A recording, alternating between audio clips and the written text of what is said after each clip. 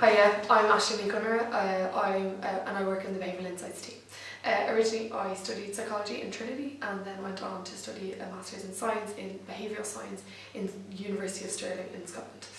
So there's one project that I think would be really interesting to talk about today, is our work in job centre clusters. So this was brought to us, the policy issue that was brought to us was, how do we get more people back into employment? How do we reduce the unemployment rate?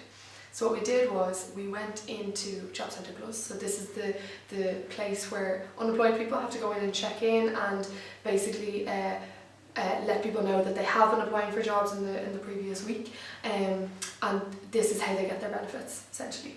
So we spent quite a bit of time in the Job Centre Plus, understanding the customer journeys, speaking to job centre staff, speaking to job seekers themselves about what it is that they felt about the process, any barriers or constraints. And there was three things that kind of were highlighted to us. So firstly, on day one, when a job seeker goes into one of these job centres, they're given 9 forms to fill out. There's a lot of duplication with these forms, and it means that there's not a conversation from the get-go with the job coach. Secondly, there was minimum targets set for the amount of job applications you needed to do in order to get your benefit. This is typically around 3, but you need to do 3 job applications. So we thought about, like, this target should be higher, and people are affected by targets, so can we tweak that a bit?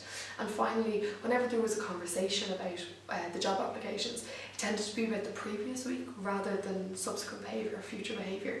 So we said, okay, these are 3 areas that we might be able to have an impact on. So we reduced the number of forms. We reduced the number of forms from 9 to 3. There's no duplication of information, and just got the essential information that needed to be completed. Secondly, in terms of targets, we got job centre staff to talk a bit more about open it up kind of to higher targets. So why not apply for 100 jobs next week and see what happens? And then finally we got talking about the future. So talk about, okay, so what are you going to do next week? When are you going to apply for jobs?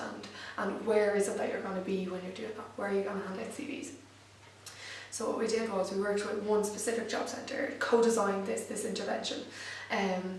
And as people walked into the service, we randomly allocated whether they went downstairs or upstairs. Okay, if you went downstairs, you got the service as usual. If you went upstairs, you got this newly designed service.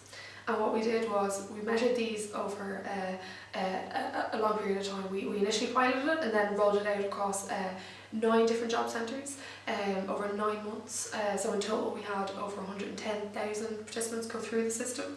And what we found was that there was an increase in the number in the intervention group of people that went in and got a job and flowed off of benefits. And the change was 1.7 percentage points.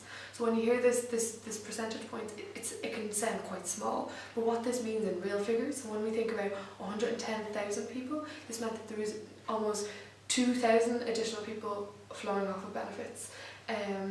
And this is something that we have rolled out nationally. We replicated it in both Australia and in Singapore to great success. So.